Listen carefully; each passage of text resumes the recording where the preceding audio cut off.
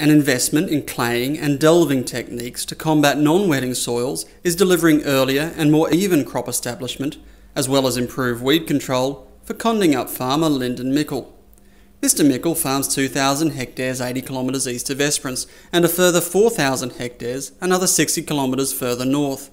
The phenomena of non-wetting soils first appeared on his family's properties in the mid-1980s, gradually taking hold to the point that crop yields were decreasing year on year. Non-wetting soils have affected our production mainly through poor establishment and germination of the crops. We've seen staggered germination of the weeds in those crops, which have made the weeds a lot harder to combat.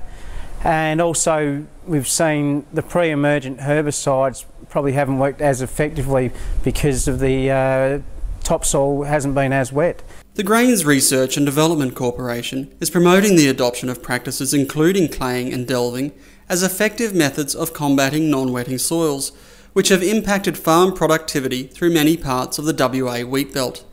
Mr Mickel is a former president of the South East Premium Wheat Growers Association, a local grower group which has also been assisting farmers with the adoption of the techniques. The benefits that we've seen over the years, particularly with the soil moisture, we've seen a better water holding capacity in our top 10 to 20 centimetres of the soils. With the delving, we're actually seeing the soils hold their moisture a lot better, and the plant roots are getting down into moisture when they come under stress. More even establishment and probably an earlier establishment due to that increase in the water holding capacity. With that, we're also seeing our weeds is germinating a lot more evenly, and we can get a better strike at them with the chemicals. And also the pre-emergent herbicides generally are working in damper conditions because of this. Mr Mickel says the key to success is achieving a good distribution of clay across the topsoil, but also incorporating that clay into the top 20 centimetres as cleanly and effectively as possible. On the sandplane, we've been using a carry grader and spreading clay out on top. We've been trying to get about 200 tonne to the hectare out. We've found that going too heavy, we have issues with compaction in the top layer, and going too light, we don't get the water holding capacity into the top layers of the soils.